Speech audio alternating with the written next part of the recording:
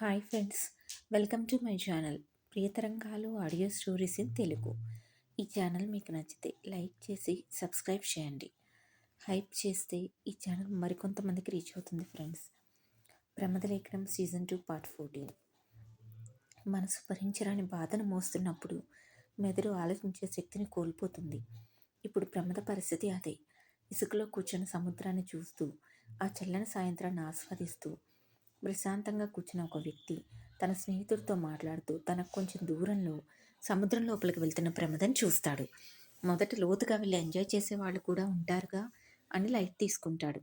కొద్దిసేపటికి మరలా అటువైపు చూసిన అతనికి నీళ్లు గొంతు దాటినా కూడా అలానే ముందుకు వెళ్తున్న ఆమెను చూసి ఓ షెట్ అంటూ తన చేతిలోని ఫోన్ తన ఫ్రెండ్ ఊళ్ళో పడేసి మెరుపు వేగంతో పరిగెడతాడు. తన స్నేహితుడు ఎందుకు పరిగెడుతున్నాడో అర్థం కాక అటువైపు చూసిన అతనికి కొద్ది దూరంలో ఆత్మహత్య చేసుకోబోతున్న అమ్మాయిని చూసి గాడ్ అనుకుంటూ షాక్తో లేచి నిలబడతాడు. ముందు పరిగెత్తిన వ్యక్తి వేగంగా ప్రమదను బయటికి లాక్కొని వస్తాడు. అప్పటికే వాటర్ త్రాగడంతో స్పృహ తప్పేస్తుంది ప్రమద. వెంటనే ఆమెను నేల మీద ఇసుకలో పడుకోబెట్టి గట్టిగా పొట్టను నొక్కి నీళ్ళని బయటికి రప్పిస్తాడు ఆ వ్యక్తి. అతను ఒక డాక్టర్ కావడంతో ఆమెను ఒక పేషెంట్ లానే ట్రీట్ చేస్తాడు. అంతకుమించి మరో భావం అతనిలో కలగదు. అతని స్నేహితుడు కూడా పల్స్ ఎలా కొట్టుకుంటుందో అన్న కంగారుతో చెక్ చేస్తాడు. పల్స్ బాగానే కొట్టుకోవడంతో ప్రశాంతంగా ఊపిరి పీల్చుకుంటాడు. మింగిన నీళ్లు మొత్తం బయటికి కక్కించడంతో ఒక్కసారిగా ఊపిరి పీల్చుకుంటుంది ప్రమద గట్టిగా. అమ్మయ్య అనుకుంటారు ఫ్రెండ్స్ ఇద్దరు ఒకరి మొహం ఒకరు చూసుకొని. అప్పటికే అక్కడికి జనం అంతా పోగవుతారు. మెల్లిగా కళ్ళు తెరుస్తుంది ప్రమద. నెమ్మదిగా లేచి కూర్చుంటుంది. ఒక 5 నిమిషాలకు కానీ ఏమీ అర్థం కాదు. తను చనిపోలేదని, తన్నెవరో కాపాడారని అర్థమవుతుంది. ఆర్ యూ ఓకే అంటూ అడుగుతాడు కాపాడిన వ్యక్తి. నన్నెందుకు కాపాడారు, నేను చచ్చిపోతాను అంటూ మరలా పరుగున వెళ్ళబోతుండగా కాపాడిన వ్యక్తి ఆమె చెయ్యిని పట్టుకుంటాడు. వదలండి, నాకెవ్వరూ లేరు, నేను చచ్చిపోతాను అంటూ గింజుకుంటూ ఉండగా అతని కోపం వచ్చి షటప్ అంటూ గట్టిగా అరవడంతో 1 నిమిషం సైలెంట్ అవుతుంది. మరలా లేదు, నాకు బతకాలని లేదు, నేను చచ్చిపోతాను అంటూ గింజుకుంటూ ఉండగా ప్రమద చెంప పగలగొడతారు మరో వ్యక్తి. షాక్ అవుతారు అందరూ. ప్రమద తన కొట్టిన వ్యక్తి వైపు చూసి ఏడుస్తూ బాబాయ్ అంటూ స్పృహ తప్పి కింద పడిపోతుంది. కోపంతో ప్రమద చెంప పగలగొట్టిన శ్రీధర్ ఆమె స్పృహ తప్పగానే ప్రమద అంటూ కంగారుగా దగ్గరికి వెళ్తాడు. తన కాపాడిన వ్యక్తి స్పృహ తప్పిన ప్రమదం చూసి చెక్ చేసి ఫుడ్ సరిగ్గా తీసుకోవడం లేదనుకుంటా, నీరసంతో పడిపోయింది, డ్రిప్స్ పెట్టాలి అంటూ శ్రీధర్ గారి వైపు చూసి మీ అమ్మాయినా అంటూ అడుగుతాడు. అవును అని చెప్పి మీరు అంటూ వాళ్ళ వైపు చూడగానే మేము డాక్టర్స్ అంటూ చెప్పి ముందు మీ అమ్మాయిని హాస్పిటల్కి తీసుకువెళ్ళాలి అని చెప్తాడు. అలాగే కొంచెం సహాయం చేయండి అనడంతో మేము కూడా అక్కడికి వెళ్ళే అంకుల్ కంగారు పడకండి అంటూ ప్రమదం తీసుకొని హాస్పిటల్కి బయలుదేరుతారు. దారిలోని శ్రీధర్ గారు దేవికి ఫోన్ చేయడంతో ఆమె బయలుదేరుతుంది. కొద్దిసేపటికి అందరూ హాస్పిటల్కి చేరుకుంటారు. ప్రమదం లోపలికి తీసుకువెళ్ళి ట్రీట్మెంట్ చేసి డ్రిప్స్ పెడతారు. ఇంతలో దేవి కూడా అక్కడికి చేరుకొని విషయం తెలుసుకొని కన్నీళ్లు పెట్టుకుంటుంది. ప్రమదను కాపాడిన వ్యక్తి ఆమెను ఒడ్డుకు చేర్చి ఆమెకు స్పృహ తెప్పించే ప్రయత్నం చేస్తూ ఉండగా అక్కడ మూగిన జనంలో ఒక వ్యక్తి ప్రమదను గుర్తుపట్టి శ్రీధర్ గారికి కాల్ చేస్తారు. అలా శ్రీధర్ గారు అక్కడికి చేరుకొని చచ్చిపోవడానికి ట్రై చేస్తుందని తెలిసి కోపం ఆపుకోలేక ప్రమద మీద చేయి చేసుకుంటారు. కొద్దిసేపటికి ఆయన నార్మల్ అయ్యి మిత్రకు కాల్ చేస్తారు. తన రూమ్లో బట్టలు మడత పెడుతున్న మిత్ర కాల్ లిఫ్ట్ చేసి అన్నయ్య ఎలా ఉన్నారు అంటూ చిరునవ్వుతో అడుగుతుంది. శ్రీధర్ గారు బాధగా విషయం చెప్పగానే షాక్ అవుతుంది మిత్ర. ఆమె చెయ్యి చిన్నగా వణుకుతుంది. కళ్ళల్లోంచి నీళ్లు కారిపోతాయి. అసలు ప్రమద ఆత్మహత్య ప్రయత్నం చేస్తుందని ఎవరూ ఊహించలేదు. అమన్ దూరమైన బాధలో ఉంది అనుకున్నారు, కానీ ఇంతగా డిప్రెషన్లోకి వెళ్ళిపోయిందని ఎవరూ ఊహించలేదు. మేము అడిగిన ప్రతిసారి తిన్నాను అని చెప్తే తింటుంది అనుకున్నాము. సరిగ్గా ఫుడ్ కూడా తినడం లేదు మిత్ర. ఇప్పుడు పడిపోతే హాస్పిటల్లో అడ్మిట్ చేశాము. కళ్ళు తుడుచుకొని ఇప్పుడు ఎలా ఉంది అన్నయ్య అంటూ అడుగుతుంది మిత్ర. బాగానే ఉందమ్మా, ఇంకా స్పృహ రాలేదు. డ్రిప్స్ పెట్టారు. సముద్రం లోపలికి గొంతు వరకు వెళ్ళిపోయిందమ్మా. అదృష్టం కొద్దీ ఒక డాక్టర్ అక్కడే ఉండడంతో తను చనిపోవడానికి వెళ్తుందని తెలిసి వెంటనే కాపాడి తీసుకువచ్చి ఆ మింగేసిన వాటర్ అంతా కక్కించి ప్రైమరీ ట్రీట్మెంట్ ఇచ్చాడు. లేకపోతే ఈరోజే ప్రమద అంటూ ఇక చెప్పలేక కన్నీళ్లు పెట్టుకుంటాడు శ్రీధర్. అప్పటిదాకా ఆపిన బాధని ఇక దాచలేక. ఒకవైపు దేవి, మరోవైపు మిత్ర కూడా కన్నీళ్లు పెట్టుకుంటారు. అదృష్టం బాగుండి ప్రమద నా డాక్టర్ కాపాడబడి సరిపోయింది. లేకపోతే తనకేమన్నా అయితే రేపు గతం గుర్తుకు వచ్చాక తన గురించి తెలిసి ప్రమద మీద ప్రాణాలు పెట్టుకున్న కొడుకు ఏమైపోతాడో అనుకోగానే ఆమె శరీరం భయంతో వణికిపోతుంది. ఇప్పటిదాకా తన కొడుక్కి అపాయం వచ్చిన ప్రతిసారి కాపాడిన ప్రమద అన్న ఆమె వ్యక్తిత్వం అన్న ఎంతో ఇష్టం మిత్రకి. అందుకే ఆ మంచి మనసును చూసి తన కోడలుగా చేసుకుందాం అనుకుంది. కానీ కొద్దిలో తమకు ప్రమద లేకుండా పోయేది అన్న ఊహనే ప్రమద అంటే ఎంతో ఇష్టం పెంచుకున్న మిత్ర భరించలేకపోతుంది. ప్రమద చేసిన పనికి పిచ్చి కోపం వచ్చింది. కానీ అంతలోనే తన కొడుకు దూరం అవ్వడం వల్ల బాధతోనే కదా అని అనుకోగానే ఆ కోపం మంచులా కరిగిపోయింది. కొద్దిసేపటికి బాధ నుండి తేరుకొని కళ్ళు తుడుచుకుంటుంది. ఇక లేట్ చేయకుండా ప్రమదం తన దగ్గరకు తెచ్చుకోవాలని గట్టిగా డిసైడ్ చేసుకొని అన్నయ్య అంటూ శ్రీధర్ని పిలుస్తుంది. మెల్లిగా కళ్ళు తుడుచుకొని చెప్పమ్మా అంటారు ఆయన. బాధపడకండి, 3 రోజుల్లో నేను అక్కడికి వచ్చి తనని తీసుకువస్తాను. అప్పటి వరకు తనతో ఎవరో ఒకరు ఉండండి, తనని పిచ్చి పని చేయనివ్వకుండా. ఇక తన వదిలేది లేదులే అమ్మా. ఇంతలో ప్రమదను కాపాడిన డాక్టర్ అటుగా రావడంతో మిత్రను లైన్లోనే ఉంచి లేచి నిలబడతాడు శ్రీధర్.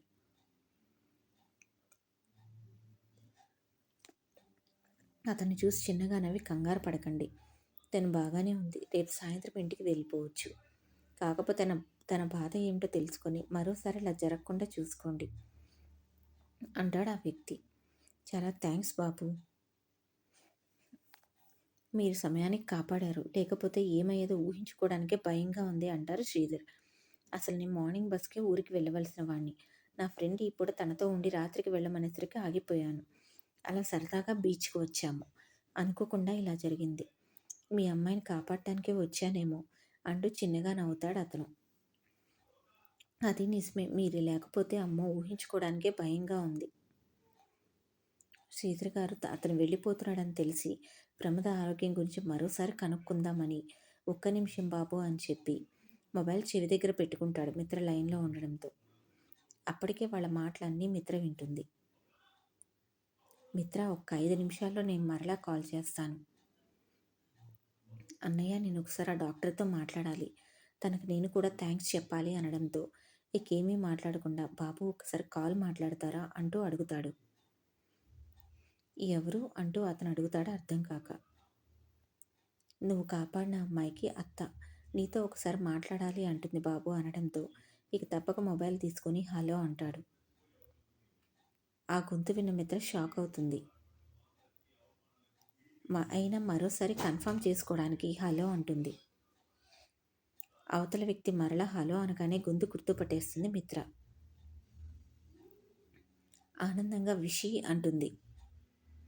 అతను ఆశ్చర్యపోతూ మిత్ర ఆంటీ అంటాడు. అంటే ప్రమదన కాపాడిన వ్యక్తివి నువ్వా? ఆ అమ్మాయి పేరు నాకు తెలియదు, కానీ ఒక అమ్మాయి సూసైడ్ చేసుకోబోతుంటే కాపాడాను. బాగా డిప్రెషన్లో ఉన్నట్టుంది. తను మీకు బంధువా? డిప్రెషన్ అనగానే కొంచెం బాధపడుతుంది మిత్ర. ఆంటీ అన్న విషిత్ పిలుపుకి తేరుకొని నార్మల్ అవుతుంది. తను మీకు బంధువా? అంతకంటే ఎక్కువే, మన అమ్మనికి కాబోయే భార్య. వాట్ అంటాడు షాక్తో నోట మాట రాక విషిత్. అవును విషి, ఇంతకీ తనకు ఇప్పుడు ఎలా ఉంది? పర్వాలేదాంటీ, కాకపోతే ఇంకా స్పృహలోకి రాలేదు. బాగా వీక్గా ఉంది, సరిగ్గా తినడం లేదనుకుంటా. ఇంతకీ బెంగళూరులో ఉండవలసిన నువ్వు భీమిలిలో ఏం చేస్తున్నావు? ఇక్కడ హాస్పిటల్లో ఒక డాక్టర్ నా ఫ్రెండ్ ఆంటీ, ముఖ్యమైన సర్జరీ ఉండడంతో తను కాల్ చేస్తే ఇక్కడికి వచ్చాను. ఈరోజు నైట్ తిరిగి బయలుదేరుతున్నాను అంటాడు విషిత్. ఇప్పుడు నీకు బెంగళూరులో అర్జెంట్ కేసెస్ ఏమైనా ఉన్నాయా?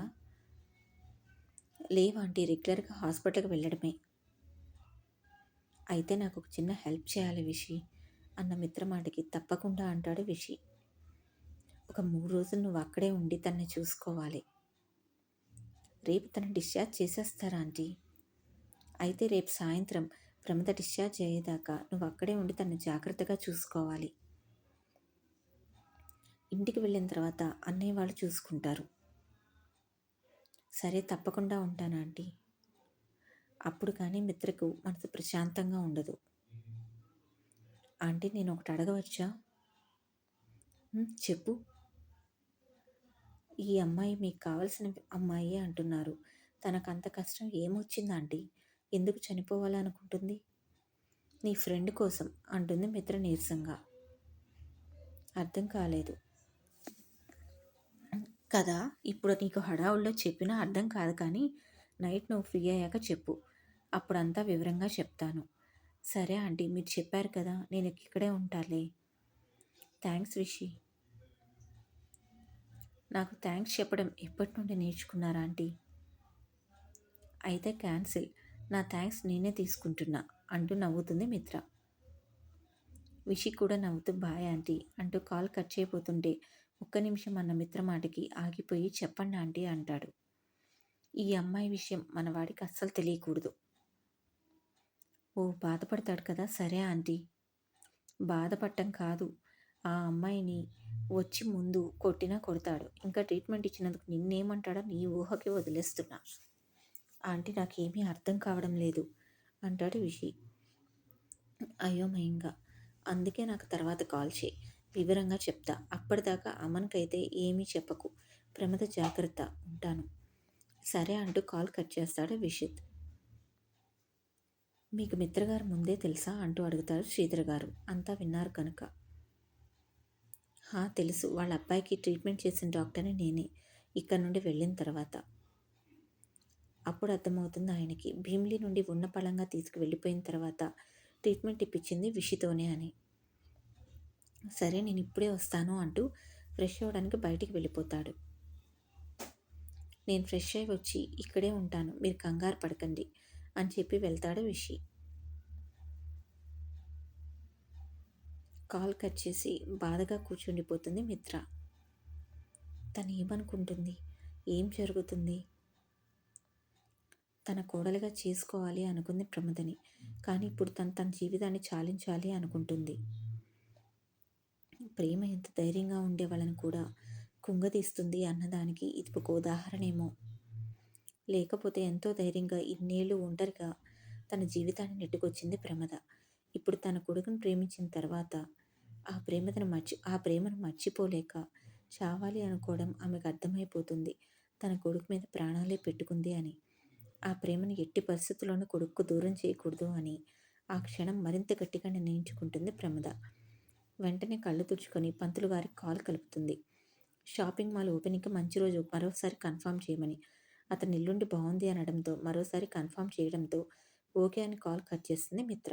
ఎల్లుండి అతన్ని షాపింగ్ మాల్ దగ్గరికి రమ్మని చెప్పి. తను ఆత్మహత్య చేసుకోబోయిన విషయం తన భర్తకు తప్ప ఎవరికీ చెప్పకూడదని డిసైడ్ అవుతుంది. తన కోడలి ఇంట్లో వాళ్ళ ముందైనా వీక్ అవ్వడం తనకిష్టం లేదు. అందరూ ఏమీ అనుకోరని తెలిసినా కూడా చెప్పాలి అనిపించదు మిత్రకి. బిల్లింగ్ గంట తర్వాత ఫ్రెష్ అయి వచ్చేస్తాడు విషిత్ హాస్పిటల్కి. అక్కడే కూర్చొని ఉన్న శ్రీధర్ దంపతులను చూసి, మీరు పెద్దవాళ్ళు, ఇక్కడెందుకు? ఇంటికి వెళ్ళి ఉదయాన్నే రండి. మిత్ర ఆంటీ చెప్పిందిగా, ఆ అమ్మాయి డిశ్చార్జ్ అయ్యేదాకా తన నా బాధ్యత అంటూ చెప్తాడు. లేదు బాబు, అమ్మాయికి అలా ఉంటే మేము ఇంటికి వెళ్ళి ఎలా ప్రశాంతంగా ఉంటాము?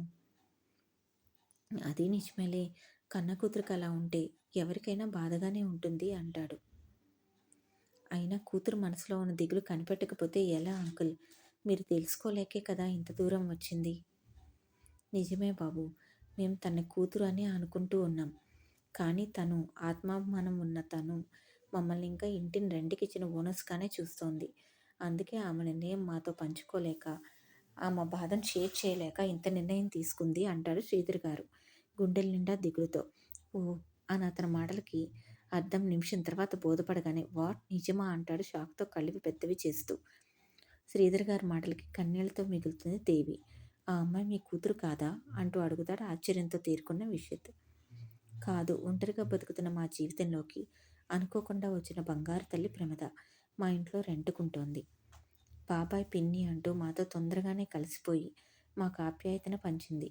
ఆమె చూపించే అభిమానంలో మేము కూడా మాకెవరూ లేరన్న విషయం మర్చిపోయాం.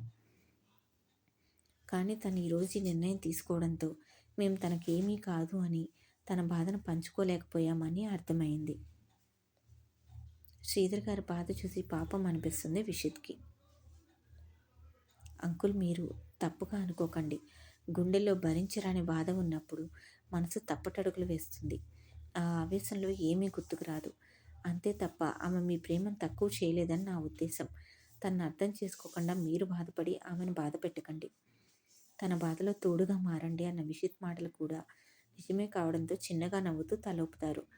మీకోసం హాస్పిటల్లో రూమ్ తీసుకుంటాను, ఫ్రెష్ అవ్వండి. రేపు సాయంత్రం దాకా ఇక్కడే ఉండాలి కదా అని చెప్పి రిసెప్షన్ దగ్గరికి వెళ్ళి తన పలుకుబడి ఉపయోగించి వాళ్ళ కోసం రూమ్ తీసుకొని వాళ్ళని ఫ్రెష్ అవ్వమని పంపించి తన ప్రమద రూమ్లోకి వెళ్తాడు. సైలెంట్గా స్పృహలో లేకుండా పడుకున్న ఆమెను చూసి ఇంకా ఆమె వదనలో కలవరం అలాగే ఉండడంతో, ఎందుకు అంత పని చేసావు? నువ్వు చేసిన ఈ పనికి బెంగళూరులో ఉన్న మిత్ర ఆంటీని కూడా కంగారు పెట్టేశావు. నీకంత సమస్య ఏముంది? నీ గురించి అసలు ఒక మాట కూడా అమ్మని చెప్పలేదు నాకు ఇంతవరకు అనుకుంటూ ఒకసారి సెలైన్ చెక్ చేసి అది అయిపోతూ ఉండడంతో కొద్దిసేపు అక్కడే కూర్చొని సెలైన్ మార్చి బయటికి వెళ్ళి కూర్చుంటాడు. నైట్ అందరూ డిన్నర్ చేస్తూ ఉంటారు. నవ్వుతూ కరణ్తో కబుర్లు చెప్తూ డిన్నర్ చేస్తున్న కొడుకును చూస్తూ మిత్రవదనం దిగులుగా మారిపోతుంది. అక్కడ ప్రమద అలా ఉంది, ఇక్కడ నువ్వు ఇలా ఉన్నావు. నీ గతం ఎప్పుడు గుర్తుకు వస్తుంది అమన్ అనుకుంటుంది బాధగా. తింటూ ఉండగా అమన్కి ఎల్లుండి మంచి రోజని ప్రారంభోత్సవానికి ఏర్పాటు చేసుకోమని చెప్తుంది మిత్ర. ఓకే మామ్, నేను రేపు అన్ని ఏర్పాట్లు చేసేస్తాను అని చెప్పి తన రూమ్కి వెళ్ళిపోతాడు. అమన్ తినడం అయిపోయిన తర్వాత పనులన్నీ అయిపోయాక తన రూమ్కి వచ్చిన మిత్రను చూసి, ఏంటిరా ఎందుకో దిగులుగా ఉన్నట్లున్నావు అంటూ అడుగుతాడు రవీంద్ర. కన్నీళ్లతో భర్తను హక్ చేసుకుంటుంది మిత్ర. తన భార్య సడన్గా ఏడవడం చూసి షాక్ అవుతాడు అతను. మిత్ర డల్గా ఉంటేనే చూడలేడు, అటువంటి తను ఏడిస్తే తట్టుకోగలడా రవీంద్ర? ఆవిడ బాధను చూసిన ఆయన మనసు విలువిల్లాడుతుంది. ఏమండి అంటూ చిన్నగా వెక్కుతూ భీమిలిలో పరిస్థితి అంతా చెప్తుంది. షాక్ అవడం రవీంద్ర వంతు. కొద్దిలో విషిత్ వలన ప్రమాదం తప్పింది. తను మనకు లేకుండా పోయి ఉంటే రేపు అమ్మను గతం గుర్తుకు వచ్చాక పిచ్చివాడైపోయేవాడు అంటుంది చిన్నగా వెక్కుతూ. మిత్ర చెప్పింది 100% నిజం. తన కొడుక్కి ఎదురుదెబ్బలు తగులుతూనే ఉన్నాయి ఏదో ఒక రూపంలో. నిజంగా ప్రమదకి ఏమైనా అయితే తన కొడుకు తట్టుకునేవాడా? రేపు గతం గుర్తుకు వస్తే అన్న ఊహ రాగానే అతని చెయ్యి భయంతో మిత్ర చుట్టూ బిగుసుకుంటుంది. వెంటనే ఒక నిర్ణయానికి వస్తాడు. భార్యను దూరం జరిపి కళ్ళు తుడుస్తాడు. బాధపడుకో, ఎల్లుండి షాపింగ్ మాల్ ఓపెనింగ్ అయిన మరుక్షణం ప్రమద ఈ ఇంట్లో ఉండాలి. ఇక తన అమ్మనికి దూరంగా ఉండడం మంచిది కాదు. మన వాడికి దగ్గరగా ఉంటే కనీసం వాడిని చూసుకుంటూ బ్రతుకు మీద ఆశ పెరుగుతుంది తనకి. ప్రేమించిన వాళ్ళ ప్రేమ దక్కకపోయినా వాళ్ళ కళ్ళ ముందు ఉంటే చూసుకుంటూ ఉంటే మనసు ప్రశాంతంగా ఉంటుంది. మరోసారి తను చాలించాలన్న ఆలోచన రాదు. అవును, నేను కూడా అదే అనుకుంటున్నాను. తను డిశ్చార్జ్ అయ్యే వరకు మన విషయం అక్కడే ఉంటాడు. తర్వాత అన్నయ్య వాళ్ళు చూసుకుంటారు. ఆ తర్వాత 2వ రోజు నేను వెళ్ళి తీసుకువస్తాను. నేను కూడా రానా? వద్దు, లేడీస్కి వేవ్ లెంత్ బాగా కుదురుతుంది. నేను డీల్ చేస్తాను. తను తీసుకునే బెంగళూరులో అడుగు పెడతాను. రిషికి రేపు కాల్ చేస్తాను అని మెసేజ్ చేస్తుంది మిత్ర మూడ్ బాగోలేకపోవడంతో. సరే, ప్రశాంతంగా పడుకో అంటూ ఆమెను గుండెల మీద పడుకోబెట్టుకుని జో కొడుతూ ఉంటే భర్త కౌగిల్లో దిగులు మరిచి అతను ఉన్నాడని ధైర్యంతో ప్రశాంతంగా నిద్రపోతుంది మిత్ర. భార్యను నిద్రపోర్చగలిగాడు కానీ అతని ఆలోచనలకి నిద్ర పట్టడు. పిల్లల జీవితాలు ఏమవుతాయో అని కలత నిద్రపోతాడు రవీంద్ర. వేకువజామునే నిద్రలేచిన మిత్ర భర్త ప్రశాంతంగా నిద్రపోతూ ఉండడంతో పాపం ఆలోచిస్తూ లేటుగా పడుకున్నట్లుగా ఉన్నారు అనుకుంటూ అతని నుదుటి మీద ముద్దు పెట్టి డిస్టర్బ్ అవ్వకుండా లేచి వెళ్ళి ఫ్రెష్ అయి వస్తుంది. నైట్ కాల్ చేయలేదు కదా అనుకుంటూ ఒకసారి టైం చూసుకొని విషిత్కి కాల్ చేస్తుంది. బాల్కనీలోకి నడుస్తూ మిత్ర. జిమ్కి వెళ్ళే అలవాటు ఉండడంతో ఉదయాన్నే ఇక్కడ హాస్పిటల్లోనే ఉన్నాడు కనుక ప్రమదను వదిలి వెళ్ళలేక హాస్పిటల్ కాంపౌండ్లోనే వాకింగ్ చేస్తూ ఉంటాడు విషిత్. శ్రీధర్ గారు ప్రమద దగ్గర ఉండడంతో అప్పుడే మిత్ర దగ్గర నుండి కాల్ వస్తూ ఉండడంతో వెంటనే లిఫ్ట్ చేస్తాడు విషిత్. ఈ స్టోరీ నచ్చితే సబ్స్క్రైబ్ చేయండి.